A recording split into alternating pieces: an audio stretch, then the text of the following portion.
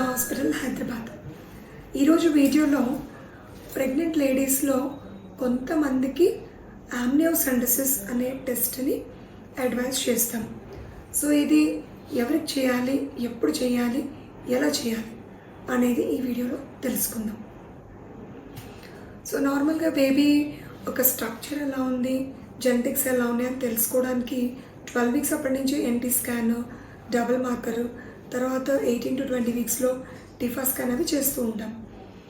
అయితే ఈ టెస్ట్లలో ఎప్పుడైనా డౌట్ఫుల్గా ఏదైనా బేబీలో జెనెటిక్ ప్రాబ్లమ్స్ ఉండొచ్చేమో అన్న డౌట్ కలిగితే డాక్టర్ మీకు ఆమ్నియోసెంటసిస్ గురించి అడ్వైస్ ఇస్తారు. అది కూడా హై రిస్క్ అని ఉన్నప్పుడు మాత్రమే చెప్తారు.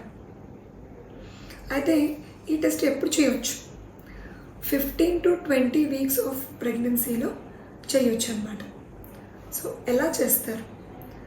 ఈ టెస్ట్లో ఏంటంటే ఒక పొడవైన నీడిల్ని మదర్ యొక్క టమ్మీ మీద నుంచి స్కానింగ్లో అబ్జర్వ్ చేస్తూ ఆ నీడిల్ టిప్ ఉమ్మనీరులోకి దిగేలాగా ఇన్సర్ట్ చేస్తాం. సో అది కన్ఫర్మ్ అయ్యాక ఉమ్మనీరులో ఉందన్నాక విత్డ్రా చేసి కొంత ఉమ్మనీరుని శాంపుల్ తీయడం జరుగుతుంది. అది ల్యాబ్కి చేరుతుంది.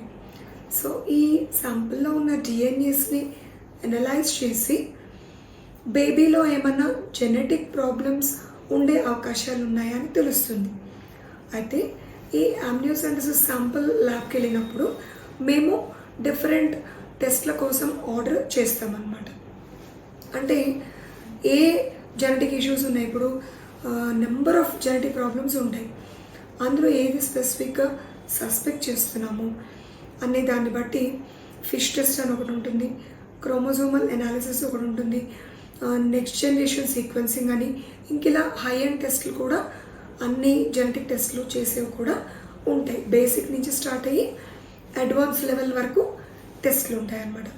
సో మేము ఆర్డర్ చేసిన ఆ టెస్ట్ని బట్టి ఆ రిపోర్ట్స్ మనకు ఒక 2 to 3 వీక్స్లో అనాలిసిస్ జరిగి వస్తాయి.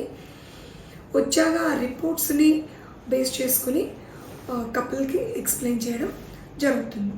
అయితే ఈ టెస్ట్ వల్ల ఏమన్నా కాంప్లికేషన్స్ ఉండొచ్చా అంటే 0.5%, అంటే ఒక 200 మందికి చేస్తే అందులో ఒకరికి ఈ నీడిల్ ప్రిక్ వల్ల ఉమ్మనీరు బయటకు లీక్ అయ్యే అవకాశం జరగవచ్చు.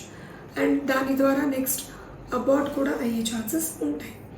సో చాలా తక్కువ ఛాన్సే కాబట్టి ఈ రిస్క్ గురించి భయపడకుండా డాక్టర్ అడ్వైస్ ఇచ్చినప్పుడు ఈ టెస్ట్కి వెళ్ళడంలో ఎలాంటి ప్రాబ్లం ఉండదు.